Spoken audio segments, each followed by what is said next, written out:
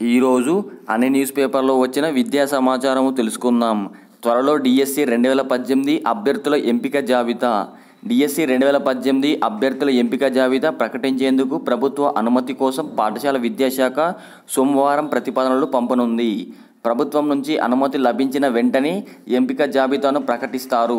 అనంతరం అభ్యర్థుల ధృవీకరణ పత్రాల పరిశీలన చేపట్టనున్నారు. కొందరు అభ్యర్థుల 2-3 పోస్టులకు ఎంపికైతే వారు ఏ పోస్టును కోరుకుంటారో ముందుగానే డిక్లరేషన్ ఇవ్వాల్సి ఉంటుంది. వీటి ఆధారంగా కౌన్సిలింగ్ ప్రక్రియ చేపట్టనున్నారు.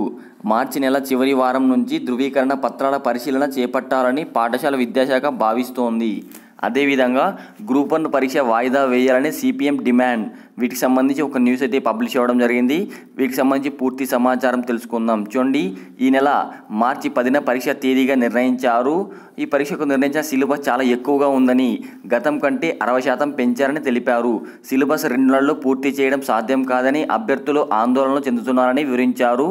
అదేవిధంగా ఈ గ్రూప్ 1 పరీక్ష అయితే 45 రోజులు వాయిదా వేయాలని చెప్పి ఇక్కడ న్యూస్ అయితే పబ్లిష్ అవ్వడం జరిగింది. అదేవిధంగా గ్రూప్ 1పై సందేహాల ముసురు అనే మెయిన్ టైటిల్తో మరో న్యూస్ అయితే రావడం జరిగింది.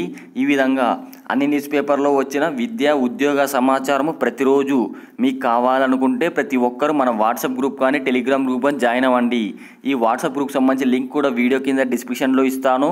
అక్కడికి వెళ్ళి పూర్తి సమాచారం తెలుసుకోవచ్చు. చూడండి, అదేవిధంగా భారత ప్రభుత్వం రైల్వే మంత్రిత్వ శాఖ రైల్వే రిక్రూట్మెంట్ బోర్డు నుంచి కొన్ని నోటిఫికేషన్లు అయితే రిలీజ్ చేయడం జరిగింది. వాటికి సంబంధించి ఈ విధంగా అన్ని న్యూస్ పేపర్లో వచ్చే విద్యా ఉద్యోగ సమాచారం కొరకు ప్రతి ఒక్కరు వాట్సాప్ గ్రూప్లో జాయిన్ అవ్వండి. వీడియో నచ్చితే తప్పకుండా లైక్ చేయండి. ఈ వీడియో మీ మిత్రులకు షేర్ చేయండి.